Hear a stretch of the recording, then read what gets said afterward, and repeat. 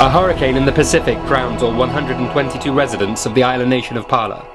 The number of codfish in the North Sea hits an all-time low. Scandal in the UK as more supermarket meat comes under question.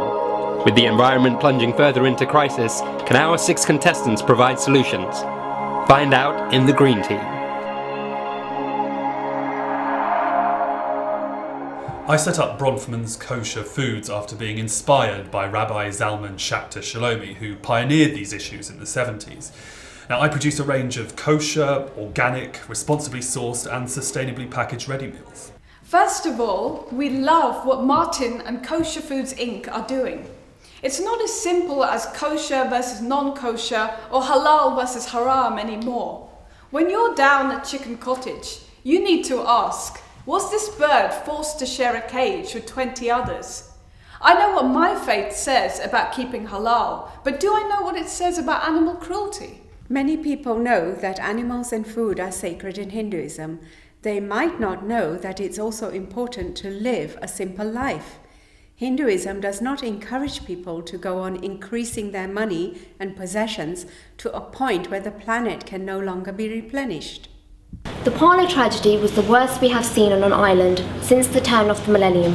All 122 inhabitants drowned. I'm a geologist by training and I'm so alarmed by how fast glaciers are melting at the Arctic Pole. Tragedies like Pala are likely to happen again. It's been really great to hear about all these different faith initiatives, although my organisation is run along more secular lines. I'm a humanist and eco-feminist, although I work with people who have a variety of beliefs. In fact, we've been working with Martin on producing sustainable honey for the Jewish festival of Rosh Hashanah. Fracking is a revolutionary process to extract natural gas from shale deposits about a mile underground. Millions of gallons of water mixed with sand and chemicals are blasted into the bedrock, and the pressure of this creates natural gas. Now, the beauty of the eco-kosher movement is that it connects modern concerns like recycling with ancient kosher laws on food preparation. For example, a styrofoam cup might be fine for someone keeping kosher, but it's not a good choice for someone keeping eco-kosher. You see, social responsibility is a big part of Judaism, and maintaining the environment is no exception. Today's materialistic worldview has helped cause this environmental crisis. What we need is a new state of consciousness. That's why Green Islam holds community food events where everyone plants their own vegetable patch or cooks, though sometimes it's fish and chips, which isn't exactly helping the cod population. It's like a party down at the allotment, but one that follows Islamic principles.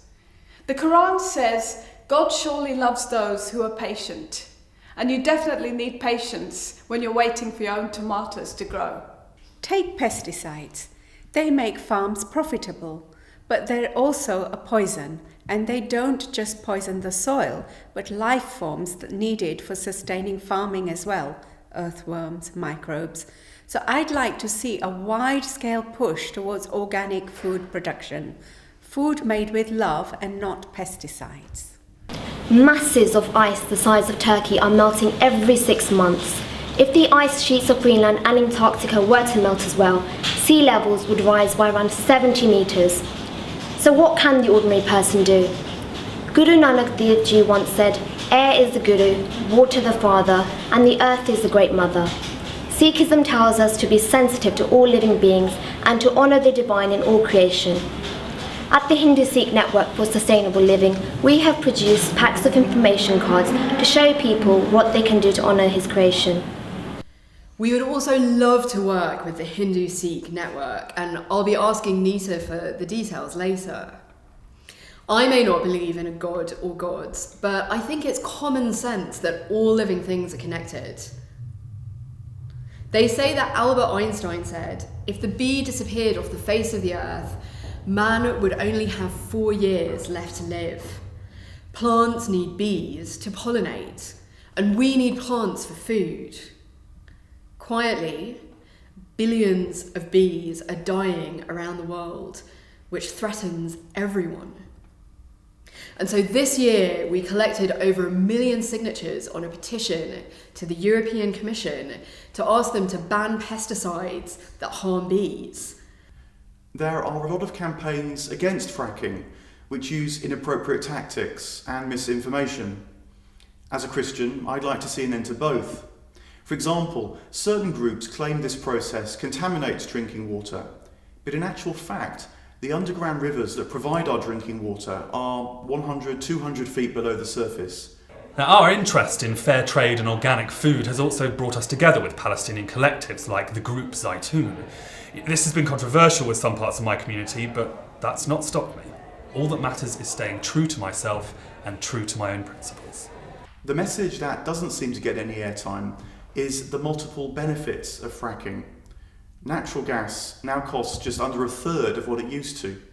Also, what you'll never hear is that a staggering number of jobs have been created as a result of this new procedure. Unlike some secular groups I could mention, we don't think the human body should be exploited for campaigning. Dignity and privacy are important in Islam, which is why there's a requirement for both genders to be modest. Not just their dress, which everyone makes a big deal of, but their behaviour. But we're happy to work with all groups, secular and faith. For example, we've previously worked with the Hindu-Sikh Network for Sustainable Living. Their faiths might be different to ours, but our goals are exactly the same.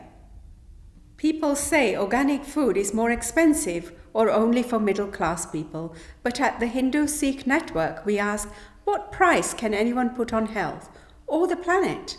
It's really best to grow your own fruit and veg, if possible, which is why we've joined Sazia's Green Islam food get-togethers in the past. And at the end of the day, everyone is more concerned than ever about what they're eating. Since the horse meat scandal, my business has received 3 times the number of inquiries. People are just tired of risking their health and the planet. Hopefully we've proved that we can have tasty, nutritious, convenient meals and stay true to your faith as well. However, there are plans for an appeal against our petition.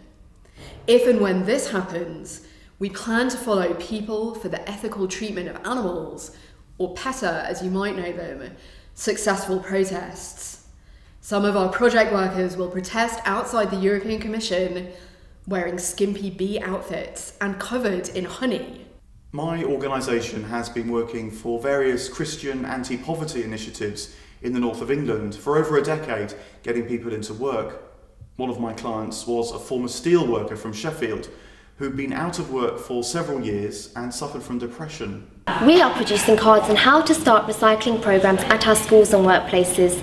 One on using less heat and air conditioning, another on how to change to compact fluorescent light bulbs, and the last one is a reminder to use public transport where we can.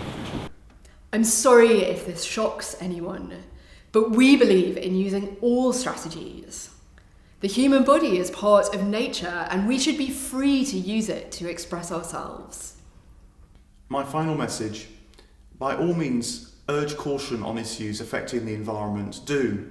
But do your research and be guided by a sincere quest for the truth, because the truth will out, or as the Bible puts it, honesty guides good people, dishonesty destroys treacherous people. So now it's over to you. Which group or groups get your vote to be the Green Team?